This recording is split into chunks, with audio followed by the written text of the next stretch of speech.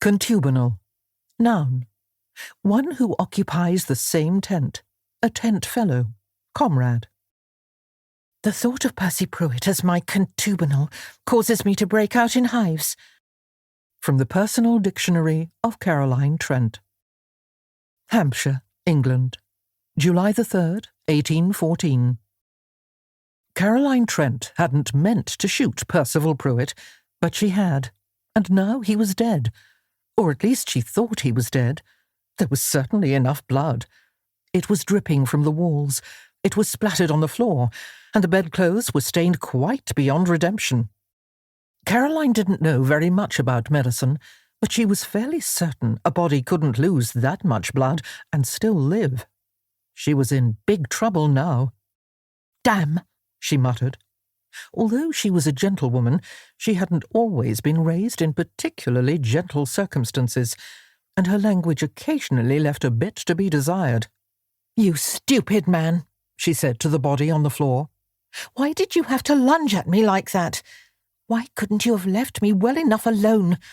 I told your father I wasn't going to marry you. I told him I wouldn't marry you if you were the last idiot in Britain." She nearly stamped her foot in frustration. Why was it her words never came out quite the way she intended them to?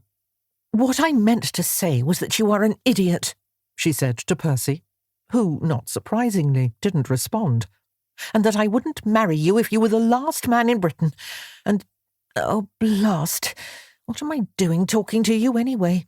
You're quite dead." Caroline groaned. What the devil was she supposed to do now? Percy's father was due to return in just 2 short hours, and it didn't require an Oxford degree to deduce that Oliver Pruitt would not be pleased to find his son dead on the floor. "Bother your father," she ground out. "This is all his fault anyway. If he hadn't been so obsessed with catching you an heiress." Oliver Pruitt was Caroline's guardian, or at least he would be for the next 6 weeks, until she reached her 21st birthday. She had been counting down the days until August the 14th, 1814, ever since August the 14th, 1813, when she had turned 20. Just 42 days to go. 42 days, and she would finally have control of her life and her fortune.